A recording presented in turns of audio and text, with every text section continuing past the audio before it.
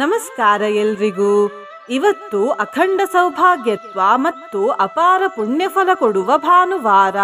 ಯಾಕಂದ್ರೆ ಇವತ್ತು ಭಾನುವಾರದ ದಿನ ಸೌಭಾಗ್ಯ ಯೋಗ ಬಂದಿದೆ ಮತ್ತು 2 ಶಕ್ತಿಶಾಲಿ ನಕ್ಷತ್ರಗಳಾದ ಪುನರ್ವಸು ಹಾಗೂ ಪುಷ್ಯ ನಕ್ಷತ್ರಗಳ ಸಮಾಗಮವಾಗಿದೆ. ಹಾಗಾಗಿ ಇವತ್ತು ನಾವು ಹನುಮಂತ ದೇವರೇ ಬರೆದ ಶ್ರೀ ಸೀತಾರಾಮ ಮಂತ್ರವನ್ನು ಕೇಳುವ. ಈ ಮಂತ್ರದ ಬಗ್ಗೆ ಹಲವಾರು ಜನರಿಗೆ ಗೊತ್ತಿಲ್ಲ. ಈ ಮಂತ್ರವನ್ನು ಇವತ್ತು ಬೆಳಿಗ್ಗೆ ಮತ್ತು ಸಂಜೆ ತಲಾ 108 ಬಾರಿ ಕೇಳಿದ್ರೆ ಅಖಂಡ ಸೌಭಾಗ್ಯತ್ವ ಪ್ರಾಪ್ತಿಯಾಗ್ತದೆ ಮತ್ತು ಪುಣ್ಯಫಲ ಪ್ರಾಪ್ತಿಯಾಗ್ತವೆ. ಮತ್ತು ಈ ಮಂತ್ರವನ್ನು ಪ್ರತಿದಿನ ಅಥವಾ ಪ್ರತಿ ಶನಿವಾರ ಅಥವಾ ಪ್ರತಿ ಭಾನುವಾರ ಕೇಳಿದ್ರೆ ಸಂಪದ ಅಂದ್ರೆ ಎಲ್ಲಾ ರೀತಿಯ ಸಂಪತ್ತು ಪ್ರಾಪ್ತಿಯಾಗ್ತದೆ. ಸಕಲಾರ್ಥದ ಅಂದರೆ ಸಕಲ ಇಷ್ಟಾರ್ಥ ಸಿದ್ಧಿಯಾಗ್ತದೆ. ಮನೆಯ ಜನರೆಲ್ಲ ಅನ್ಯೋನ್ಯವಾಗಿ ಬಾಳ್ತಾರೆ. ಸೀತಾರಾಮ ಹಾಗೂ ಹನುಮಂತ ದೇವರ ಅಪಾರ ಕೃಪಾಕಟಾಕ್ಷ ದೊರೆಯುತ್ತದೆ ಹಾಗೂ ಸರ್ವ ದುಃಖ ಪರಿಹಾರವಾಗ್ತದೆ. ಇವತ್ತು ನಾವು ಸೀತಾರಾಮ ದೇವರ ಮಂತ್ರವನ್ನು ಕೇಳ್ತಿರೋದ್ರಿಂದ ರಾಮಾಯಣದ ಒಂದು ಸಣ್ಣ ಕಥೆಯನ್ನು ಮೊದಲು ಕೇಳುವ. ಈ ಕತೆ ಲಕ್ಷ್ಮಣ ದೇವರ ಪತ್ನಿಗೆ ಸಂಬಂಧಿಸಿದೆ. ಸೀತಾರಾಮ ದೇವರು ವನವಾಸಕ್ಕೆ ಹೋಗ್ತಿದ್ದಾಗ ಲಕ್ಷ್ಮಣ ದೇವರು ಕೂಡ ಅವರ ಜೊತೆಗೆ ವನವಾಸಕ್ಕೆ ಹೋಗ್ಲಿಕ್ಕೆ ಸಿದ್ಧರಾದ್ರು. ಆಗ ಲಕ್ಷ್ಮಣ ದೇವರ ಪತ್ನಿಯಾದ ಊರ್ಮಿಳಾದೇವಿ ಕೂಡ ವನವಾಸಕ್ಕೆ ಹೋಗ್ಲಿಕ್ಕೆ ಸಿದ್ಧರಾದ್ರು.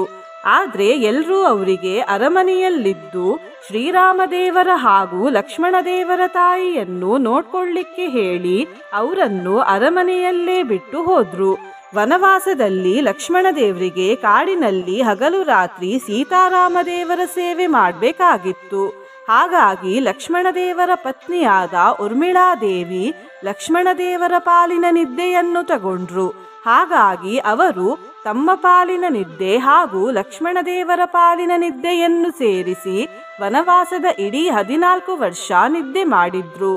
ಈ ಕತೆ ನಮ್ಮಲ್ಲಿ ತುಂಬಾ ಜನರಿಗೆ ಗೊತ್ತಿಲ್ಲ.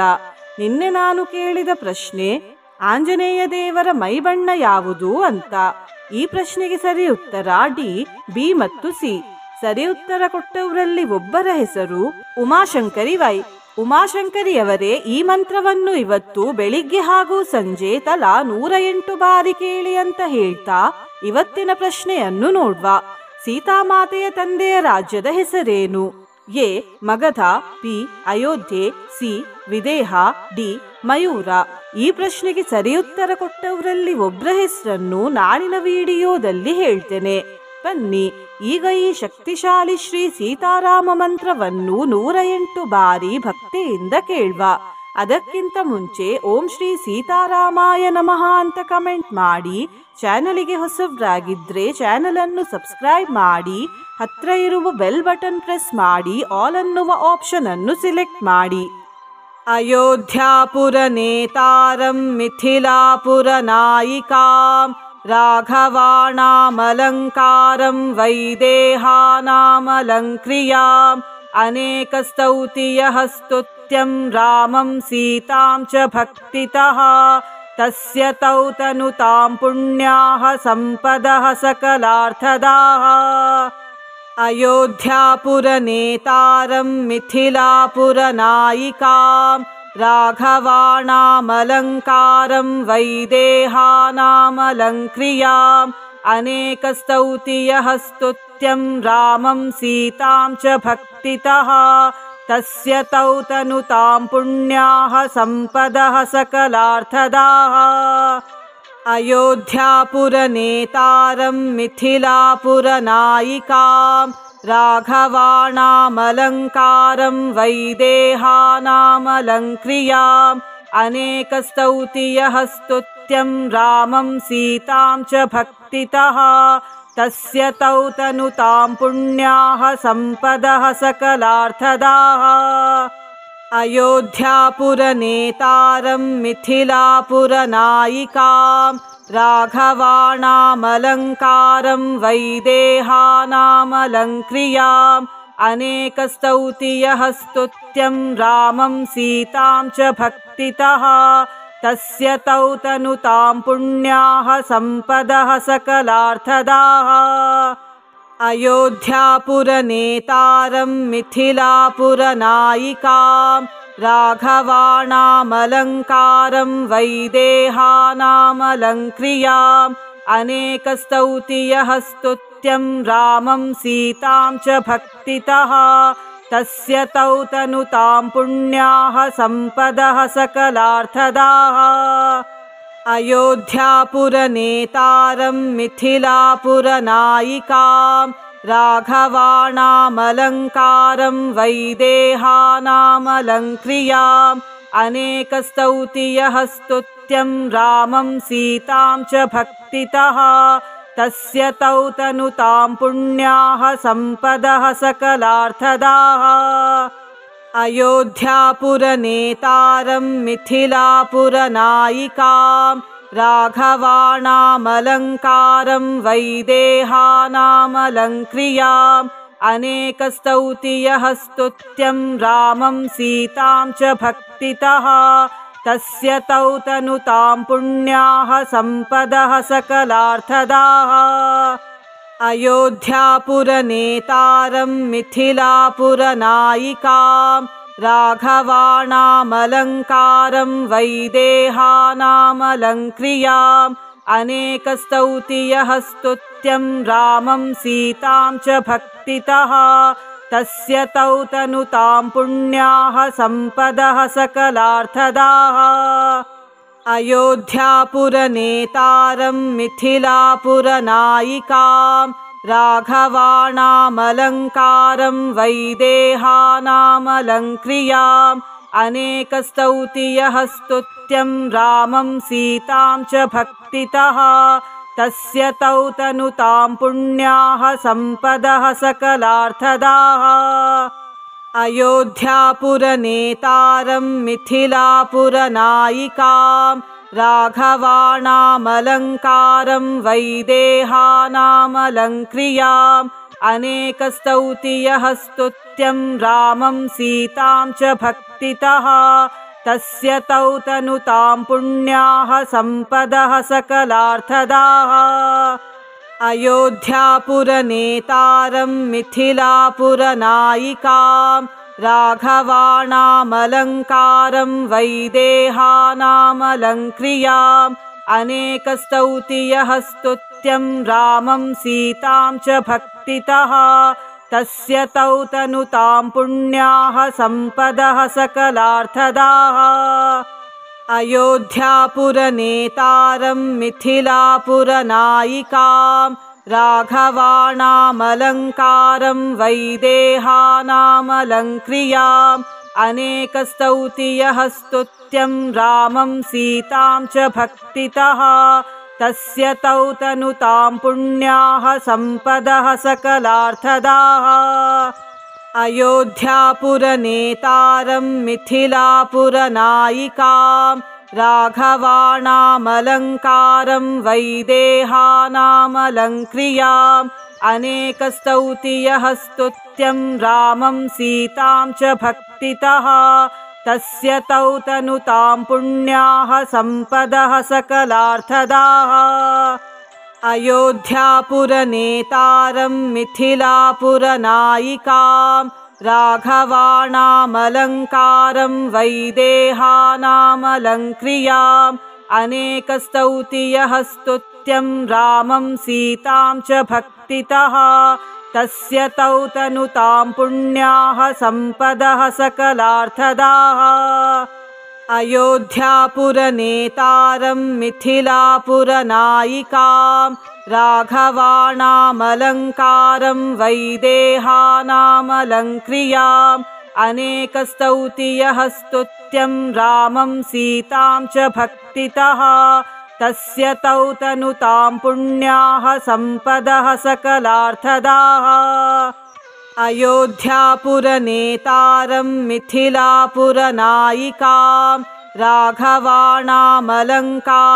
वैदेहानामलङ्क्रियाम् अनेकस्तौति यः स्तुत्यं रामं सीतां च भक्तितः तस्य तौ तनुतां पुण्याः सम्पदः सकलार्थदाः अयोध्यापुरनेतारं मिथिलापुरनायिकां राघवाणामलङ्कारं वैदेहानामलङ्क्रियाम् अनेकस्तौति यः स्तुत्यं रामं सीतां च भक्तितः तस्य तौ तनुतां पुण्याः सम्पदः सकलार्थदाः। अयोध्यापुरनेतारं मिथिलापुरनायिकां राघवाणामलङ्कारं वैदेहानामलङ्क्रियाम् अनेकस्तौति यः स्तुत्यं रामं सीतां च भक्तितः तस्य तौ तनुतां पुण्याः सम्पदः सकलार्थदाः। अयोध्यापुरनेतारं मिथिलापुरनायिकां राघवाणामलङ्कारं वैदेहानामलङ्क्रियाम् अनेकस्तौति यः स्तुत्यं रामं सीतां च भक्तितः तस्य तौ तनुतां पुण्याः सम्पदः सकलार्थदाः। अयोध्यापुरनेतारं मिथिलापुरनायिकां राघवाणामलङ्कारं वैदेहानामलङ्क्रियाम् अनेकस्तौति यः स्तुत्यं रामं सीतां च भक्तितः तस्य तौ तनुतां पुण्याः सम्पदः सकलार्थदाः। अयोध्यापुरनेतारं मिथिलापुरनायिकां राघवाणामलङ्कारं वैदेहानामलङ्क्रियाम् अनेकस्तौति यः स्तुत्यं रामं सीतां च भक्तितः तस्य तौ तनुतां पुण्याः सम्पदः सकलार्थदाः। अयोध्यापुरनेतारं मिथिलापुरनायिकां राघवाणामलङ्कारं वैदेहानामलङ्क्रियाम् अनेकस्तौति यः स्तुत्यं रामं सीतां च भक्तितः तस्य तौ तनुतां पुण्याः सम्पदः सकलार्थदाः। अयोध्यापुरनेतारं मिथिलापुरनायिकां राघवाणामलङ्कारं वैदेहानामलङ्क्रियाम् अनेकस्तौति यः स्तुत्यं रामं सीतां च भक्तितः तस्य तौ तनुतां पुण्याः सम्पदः सकलार्थदाः। अयोध्यापुरनेतारं मिथिलापुरनायिकां राघवाणामलङ्कारं वैदेहानामलङ्क्रियाम् अनेकस्तौति यः स्तुत्यं रामं सीतां च भक्तितः तस्य तौ तनुतां पुण्याः सम्पदः सकलार्थदाः। अयोध्यापुरनेतारं मिथिलापुरनायिकां राघवाणामलङ्कारं वैदेहानामलङ्क्रियाम् अनेकस्तौति यः स्तुत्यं रामं सीतां च भक्तितः तस्य तौ तनुतां पुण्याः सम्पदः सकलार्थदाः। अयोध्यापुरनेतारं मिथिलापुरनायिकां राघवाणामलङ्कारं वैदेहानामलङ्क्रियाम् अनेकस्तौति यः स्तुत्यं रामं सीतां च भक्तितः तस्य तौ तनुतां पुण्याः सम्पदः सकलार्थदाः। अयोध्यापुरनेतारं मिथिलापुरनायिकां राघवाणामलङ्कारं वैदेहानामलङ्क्रियाम् अनेकस्तौति यः स्तुत्यं रामं सीतां च भक्तितः तस्य तौ तनुतां पुण्याः सम्पदः सकलार्थदाः। अयोध्यापुरनेतारं मिथिलापुरनायिकां राघवाणामलङ्कारं वैदेहानामलङ्क्रियाम् अनेकस्तौति यः स्तुत्यं रामं सीतां च भक्तितः तस्य तौ तनुतां पुण्याः सम्पदः सकलार्थदाः। अयोध्यापुरनेतारं मिथिलापुरनायिकां राघवाणामलङ्कारं वैदेहानामलङ्क्रियाम् अनेकस्तौतियः स्तुत्यं रामं सीतां च भक्तितः तस्य तौ तनुतां पुण्याः सम्पदः सकलार्थदाः अयोध्यापुरनेतारं मिथिलापुरनायिकां राघवाणामलङ्कारं वैदेहानामलङ्क्रियाम् अनेकस्तौतियः स्तुत्यं रामं सीतां च भक्तितः तस्य तौ तनुतां पुण्याः सम्पदः सकलार्थदाः अयोध्यापुरनेतारं मिथिलापुरनायिकां राघवाणामलङ्कारं वैदेहानामलङ्क्रियाम् अनेकस्तौतियः स्तुत्यं रामं सीतां च भक्तितः तस्य तौ तनुतां पुण्याः सम्पदः सकलार्थदाः अयोध्यापुरनेतारं मिथिलापुरनायिकां राघवाणामलङ्कारं वैदेहानामलङ्क्रियाम् अनेकस्तौतियः स्तुत्यं रामं सीतां च भक्तितः तस्य तौ तनुतां पुण्याः सम्पदः सकलार्थदाः अयोध्यापुरनेतारं मिथिलापुरनायिकां राघवाणामलङ्कारं वैदेहानामलङ्क्रियाम् अनेकस्तौतियः स्तुत्यं रामं सीतां च भक्तितः तस्य तौ तनुतां पुण्याः सम्पदः सकलार्थदाः अयोध्यापुरनेतारं मिथिलापुरनायिकां राघवाणामलङ्कारं वैदेहानामलङ्क्रियाम् अनेकस्तौतियः स्तुत्यं रामं सीतां च भक्तितः तस्य तौ तनुतां पुण्याः सम्पदः सकलार्थदाः अयोध्यापुरनेतारं मिथिलापुरनायिकां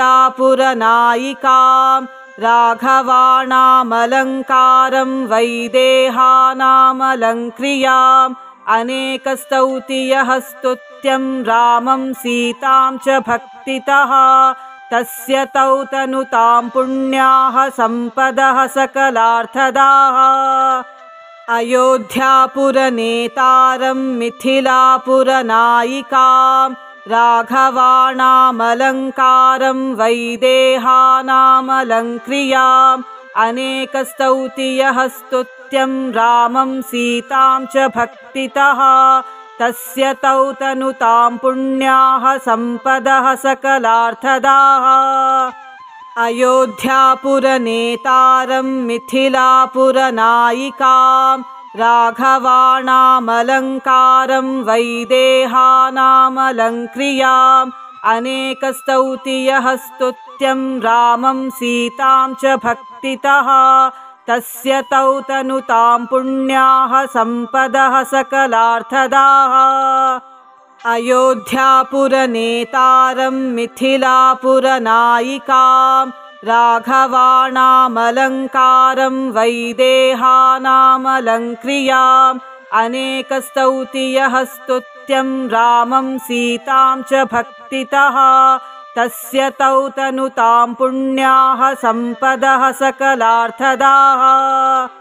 अयोध्यापुरनेतारं मिथिलापुरनायिकां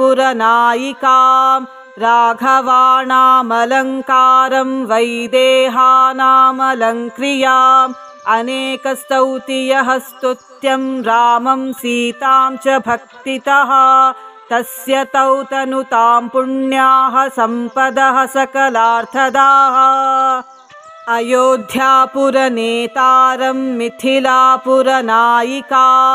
राघवाणामलङ्कारं वैदेहानामलङ्क्रियाम् अनेकस्तौतियः स्तुत्यं रामं सीतां च भक्तितः तस्य तौ तनुतां पुण्याः सम्पदः सकलार्थदाः अयोध्यापुरनेतारं मिथिलापुरनायिकां राघवाणामलङ्कारं वैदेहानामलङ्क्रियाम् अनेकस्तौति यः स्तुत्यं रामं सीतां च भक्तितः तस्य तौ तनुतां पुण्याः सम्पदः सकलार्थदाः। अयोध्यापुरनेतारं मिथिलापुरनायिकां राघवाणामलङ्कारं वैदेहानामलङ्क्रियाम् अनेकस्तौति यः स्तुत्यं रामं सीतां च भक्तितः तस्य तौ तनुतां पुण्याः सम्पदः सकलार्थदाः। अयोध्यापुरनेतारं मिथिलापुरनायिकां राघवाणामलङ्कारं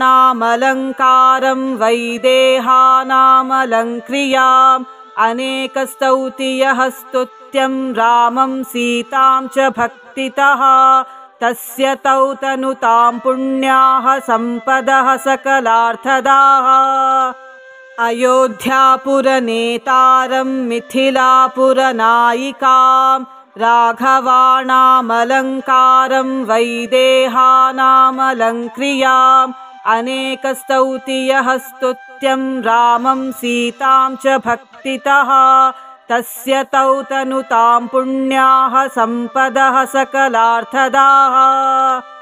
अयोध्यापुरनेतारं मिथिलापुरनायिकां राघवाणामलङ्कारं वैदेहानामलङ्क्रियाम् अनेकस्तौति यः स्तुत्यं रामं सीतां च भक्तितः तस्य तौ तनुतां पुण्याः सम्पदः सकलार्थदाः। अयोध्यापुरनेतारं मिथिलापुरनायिकां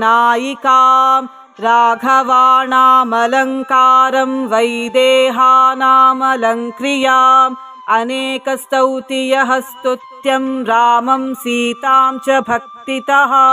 तस्य तौ तनुतां पुण्याः सम्पदः सकलार्थदाः।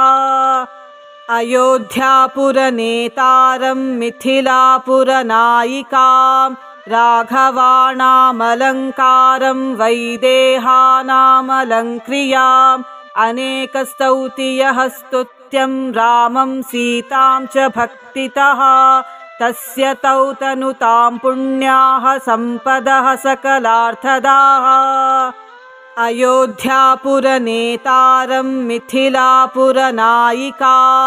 राघवाणामलङ्कारं वैदेहानामलङ्क्रियाम् अनेकस्तौति यः स्तुत्यं रामं सीतां च भक्तितः तस्य तौ तनुतां पुण्याः सम्पदः सकलार्थदाः। अयोध्यापुरनेतारं मिथिलापुरनायिकां राघवाणामलङ्कारं वैदेहानामलङ्क्रियाम् अनेकस्तौति यः स्तुत्यं रामं सीतां च भक्तितः तस्य तौ तनुतां पुण्याः सम्पदः सकलार्थदाः। अयोध्यापुरनेतारं मिथिलापुरनायिकां राघवाणामलङ्कारं वैदेहानामलङ्क्रियाम् अनेकस्तौति यः स्तुत्यं रामं सीतां च भक्तितः तस्य तौ तनुतां पुण्याः सम्पदः सकलार्थदाः। अयोध्यापुरनेतारं मिथिलापुरनायिकां राघवाणामलङ्कारं वैदेहानामलङ्क्रियाम् अनेकस्तौति यः स्तुत्यं रामं सीतां च भक्तितः तस्य तौ तनुतां पुण्याः सम्पदः सकलार्थदाः। अयोध्यापुरनेतारं मिथिलापुरनायिकां राघवाणामलङ्कारं वैदेहानामलङ्क्रियाम् अनेकस्तौति यः स्तुत्यं रामं सीतां च भक्तितः तस्य तौ तनुतां पुण्याः सम्पदः सकलार्थदाः। अयोध्यापुरनेतारं मिथिलापुरनायिकां राघवाणामलङ्कारं वैदेहानामलङ्क्रियाम् अनेकस्तौतियः स्तुत्यं रामं सीतां च भक्तितः तस्य तौ तनुतां पुण्याः सम्पदः सकलार्थदाः अयोध्यापुरनेतारं मिथिलापुरनायिकां राघवाणामलङ्कारं वैदेहानामलङ्क्रियाम् अनेकस्तौतियः स्तुत्यं रामं सीतां च भक्तितः तस्य तौ तनुतां पुण्याः सम्पदः सकलार्थदाः अयोध्यापुरनेतारं मिथिलापुरनायिकां राघवाणामलङ्कारं वैदेहानामलङ्क्रियाम् अनेकस्तौतियः स्तुत्यं रामं सीतां च भक्तितः तस्य तौ तनुतां पुण्याः सम्पदः सकलार्थदाः अयोध्यापुरनेतारं मिथिलापुरनायिकां राघवाणामलङ्कारं वैदेहानामलङ्क्रियाम् अनेकस्तौतियः स्तुत्यं रामं सीतां च भक्तितः तस्य तौ तनुतां पुण्याः सम्पदः सकलार्थदाः अयोध्यापुरनेतारं मिथिलापुरनायिकां राघवाणामलङ्कारं वैदेहानामलङ्क्रियाम् अनेकस्तौतियः स्तुत्यं रामं सीतां च भक्तितः तस्य तौ तनुतां पुण्याः सम्पदः सकलार्थदाः अयोध्यापुरनेतारं मिथिलापुरनायिकां राघवाणामलङ्कारं वैदेहानामलङ्क्रियाम् अनेकस्तौतियः स्तुत्यं रामं सीतां च भक्तितः तस्य तौ तनुतां पुण्याः सम्पदः सकलार्थदाः अयोध्यापुरनेतारं मिथिलापुरनायिकां राघवाणामलङ्कारं वैदेहानामलङ्क्रियाम् अनेकस्तौतियः स्तुत्यं रामं सीतां च भक्तितः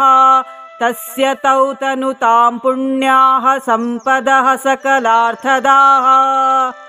अयोध्यापुरनेतारं मिथिलापुरनायिकां राघवाणामलङ्कारं वैदेहानामलङ्क्रियाम् अनेकस्तौतियः स्तुत्यं रामं सीतां च भक्तितः तस्य तौ तनुतां पुण्याः सम्पदः सकलार्थदाः अयोध्यापुरनेतारं मिथिलापुरनायिकां राघवाणामलङ्कारं वैदेहानामलङ्क्रियाम् अनेकस्तौतियः स्तुत्यं रामं सीतां च भक्तितः तस्य तौ तनुतां पुण्याः सम्पदः सकलार्थदाः अयोध्यापुरनेतारं मिथिलापुरनायिकां राघवाणामलङ्कारं वैदेहानामलङ्क्रियाम् अनेकस्तौतियः स्तुत्यं रामं सीतां च भक्तितः तस्य तौ तनुतां पुण्याः सम्पदः सकलार्थदाः अयोध्यापुरनेतारं मिथिलापुरनायिकां राघवाणामलङ्कारं वैदेहानामलङ्क्रियाम् अनेकस्तौतियः स्तुत्यं रामं सीतां च भक्तितः तस्य तौ तनुतां पुण्याः सम्पदः सकलार्थदाः अयोध्यापुरनेतारं मिथिलापुरनायिकां राघवाणामलङ्कारं वैदेहानामलङ्क्रियाम् अनेकस्तौतियः स्तुत्यं रामं सीतां च भक्तितः तस्य तौ तनुतां पुण्याः सम्पदः सकलार्थदाः अयोध्यापुरनेतारं मिथिलापुरनायिकां राघवाणामलङ्कारं वैदेहानामलङ्क्रियाम् अनेकस्तौतियः स्तुत्यं रामं सीतां च भक्तितः तस्य तौ तनुतां पुण्याः सम्पदः सकलार्थदाः अयोध्यापुरनेतारं मिथिलापुरनायिकां राघवाणामलङ्कारं वैदेहानामलङ्क्रियाम् अनेकस्तौतियः स्तुत्यं रामं सीतां च भक्तितः तस्य तौ तनुतां पुण्याः सम्पदः सकलार्थदाः अयोध्यापुरनेतारं मिथिलापुरनायिकां राघवाणामलङ्कारं वैदेहानामलङ्क्रियाम् अनेकस्तौतियः स्तुत्यं रामं सीतां च भक्तितः तस्य तौ तनुतां पुण्याः सम्पदः सकलार्थदाः अयोध्यापुरनेतारं मिथिलापुरनायिकां राघवाणामलङ्कारं वैदेहानामलङ्क्रियाम् अनेकस्तौतियः स्तुत्यं रामं सीतां च भक्तितः तस्य तौ तनुतां पुण्याः सम्पदः सकलार्थदाः अयोध्यापुरनेतारं मिथिलापुरनायिकां राघवाणामलङ्कारं वैदेहानामलङ्क्रियाम् अनेकस्तौतियः स्तुत्यं रामं सीतां च भक्तितः तस्य तौ तनुतां पुण्याः सम्पदः सकलार्थदाः अयोध्यापुरनेतारं मिथिलापुरनायिकां राघवाणामलङ्कारं वैदेहानामलङ्क्रियाम् अनेकस्तौतियः स्तुत्यं रामं सीतां च भक्तितः तस्य तौ तनुतां पुण्याः सम्पदः सकलार्थदाः अयोध्यापुरनेतारं मिथिलापुरनायिकां राघवाणामलङ्कारं वैदेहानामलङ्क्रियाम् अनेकस्तौतियः स्तुत्यं रामं सीतां च भक्तितः तस्य तौ तनुतां पुण्याः सम्पदः सकलार्थदाः अयोध्यापुरनेतारं मिथिलापुरनायिकां राघवाणामलङ्कारं वैदेहानामलङ्क्रियाम् अनेकस्तौतियः स्तुत्यं रामं सीतां च भक्तितः तस्य तौ तनुतां पुण्याः सम्पदः सकलार्थदाः अयोध्यापुरनेतारं मिथिलापुरनायिकां राघवाणामलङ्कारं वैदेहानामलङ्क्रियाम् अनेकस्तौतियः स्तुत्यं रामं सीतां च भक्तितः तस्य तौ तनुतां पुण्याः सम्पदः सकलार्थदाः अयोध्यापुरनेतारं मिथिलापुरनायिकां राघवाणामलङ्कारं वैदेहानामलङ्क्रियाम् अनेकस्तौतियः स्तुत्यं रामं सीतां च भक्तितः तस्य तौ तनुतां पुण्याः सम्पदः सकलार्थदाः अयोध्यापुरनेतारं मिथिलापुरनायिकां राघवाणामलङ्कारं वैदेहानामलङ्क्रियाम् अनेकस्तौतियः स्तुत्यं रामं सीतां च भक्तितः तस्य तौ तनुतां पुण्याः सम्पदः सकलार्थदाः अयोध्यापुरनेतारं मिथिलापुरनायिकां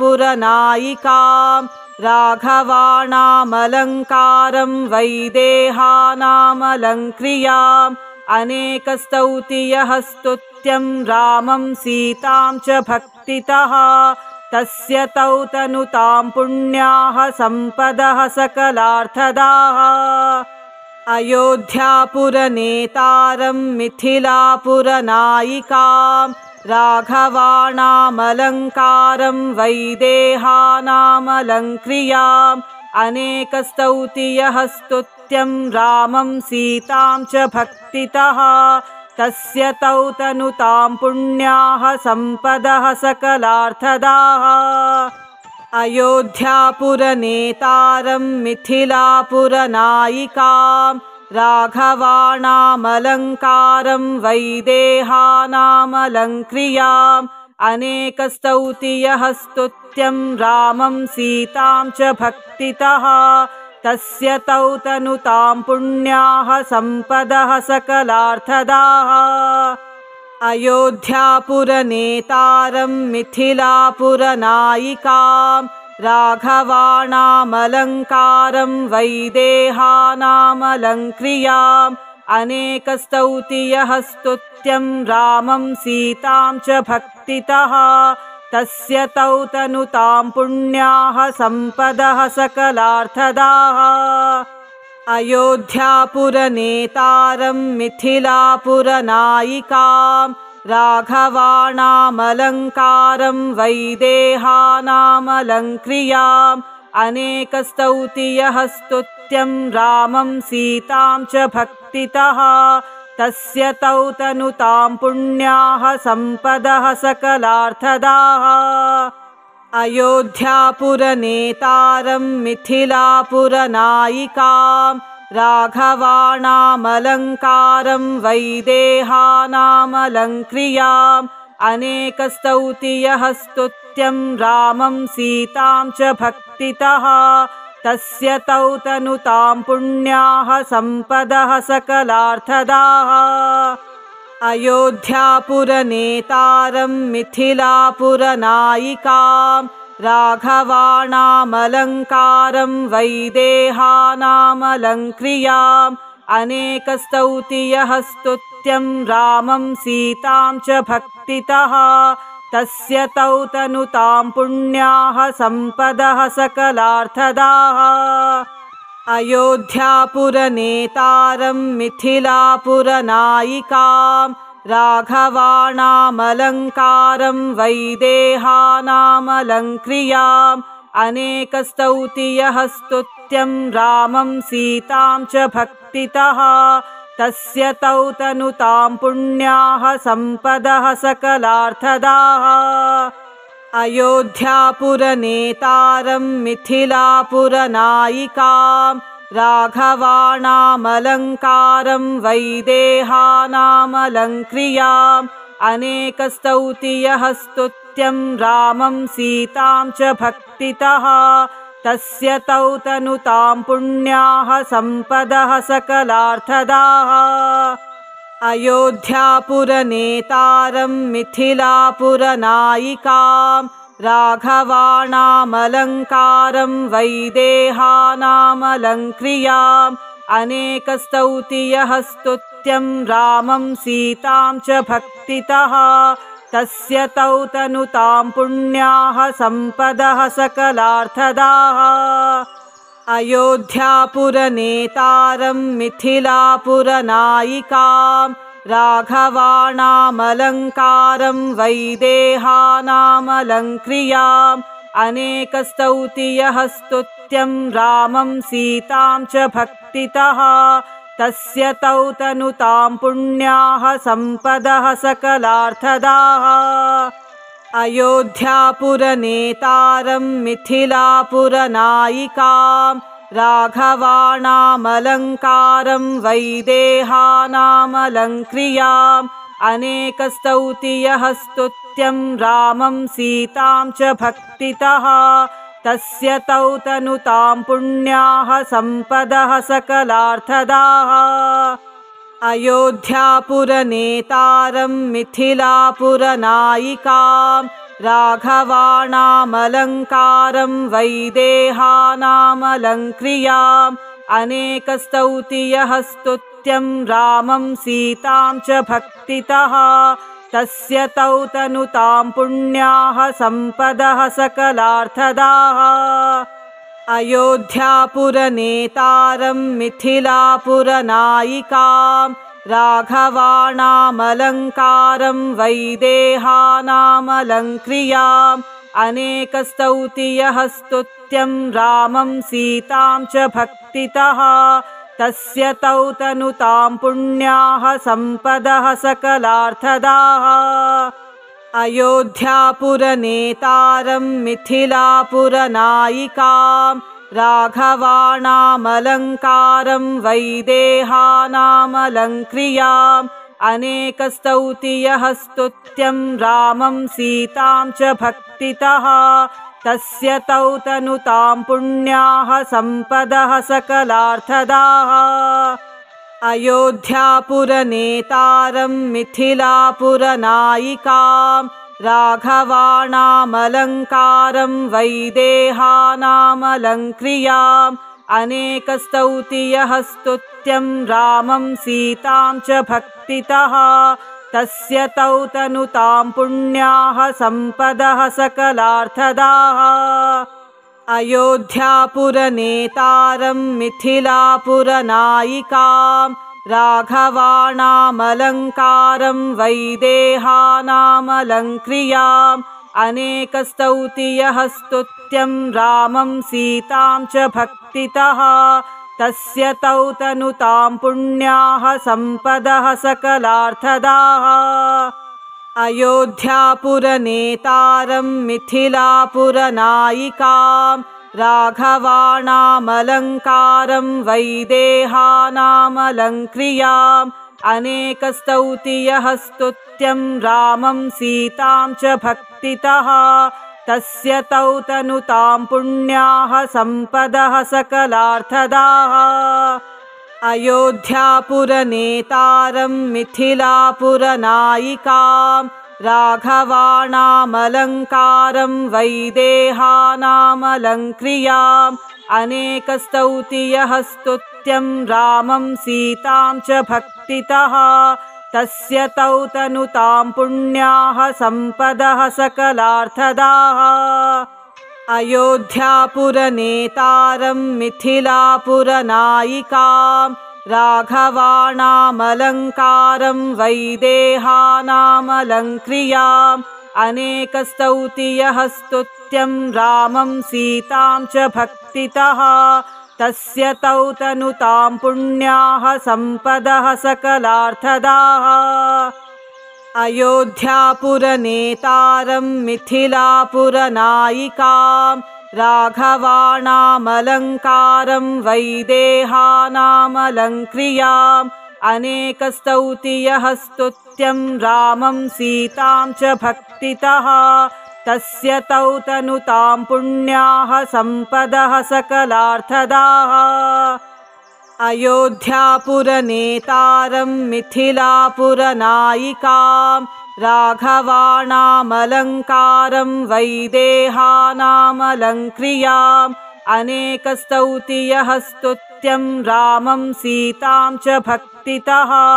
तस्य तौ तनुतां पुण्याः सम्पदः सकलार्थदाः अयोध्यापुरनेतारं मिथिलापुरनायिकां राघवाणामलङ्कारं वैदेहानामलङ्क्रियाम् अनेकस्तौति यः स्तुत्यं रामं सीतां च भक्तितः तस्य तौ तनुतां पुण्याः सम्पदः सकलार्थदाः अयोध्यापुरनेतारं मिथिलापुरनायिकां राघवाणामलङ्कारं वैदेहानामलङ्क्रियाम् अनेकस्तौति यः स्तुत्यं रामं सीतां च भक्तितः तस्य तौ तनुतां पुण्याः सम्पदः सकलार्थदाः अयोध्यापुरनेतारं मिथिलापुरनायिकां राघवाणामलङ्कारं वैदेहानामलङ्क्रियाम् अनेकस्तौति यः स्तुत्यं रामं सीतां च भक्तितः तस्य तौ तनुतां पुण्याः सम्पदः सकलार्थदाः अयोध्यापुरनेतारं मिथिलापुरनायिकां राघवाणामलङ्कारं वैदेहानामलङ्क्रियाम् अनेकस्तौति यः स्तुत्यं रामं सीतां च भक्तितः तस्य तौ तनुतां पुण्याः सम्पदः सकलार्थदाः अयोध्यापुरनेतारं मिथिलापुरनायिकां राघवाणामलङ्कारं वैदेहानामलङ्क्रियाम् अनेकस्तौति यः स्तुत्यं रामं सीतां च भक्तितः तस्य तौ तनुतां पुण्याः सम्पदः सकलार्थदाः अयोध्यापुरनेतारं मिथिलापुरनायिकां राघवाणामलङ्कारं वैदेहानामलङ्क्रियाम् अनेकस्तौति यः स्तुत्यं रामं सीतां च भक्तितः तस्य तौ तनुतां पुण्याः सम्पदः सकलार्थदाः अयोध्यापुरनेतारं मिथिलापुरनायिकां राघवाणामलङ्कारं वैदेहानामलङ्क्रियाम् अनेकस्तौति यः स्तुत्यं रामं सीतां च भक्तितः तस्य तौ तनुतां पुण्याः सम्पदः सकलार्थदाः अयोध्यापुरनेतारं मिथिलापुरनायिकां राघवाणामलङ्कारं वैदेहानामलङ्क्रियाम् अनेकस्तौति यः स्तुत्यं रामं सीतां च भक्तितः तस्य तौ तनुतां पुण्याः सम्पदः सकलार्थदाः अयोध्यापुरनेतारं मिथिलापुरनायिकां राघवाणामलङ्कारं वैदेहानामलङ्क्रियाम् अनेकस्तौति यः स्तुत्यं रामं सीतां च भक्तितः तस्य तौ तनुतां पुण्याः सम्पदः सकलार्थदाः अयोध्यापुरनेतारं मिथिलापुरनायिकां राघवाणामलङ्कारं वैदेहानामलङ्क्रियाम् अनेकस्तौति यः स्तुत्यं रामं सीतां च भक्तितः तस्य तौ तनुतां पुण्याः सम्पदः सकलार्थदाः अयोध्यापुरनेतारं मिथिलापुरनायिकां राघवाणामलङ्कारं वैदेहानामलङ्क्रियाम् अनेकस्तौति यः स्तुत्यं रामं सीतां च भक्तितः तस्य तौ तनुतां पुण्याः सम्पदः सकलार्थदाः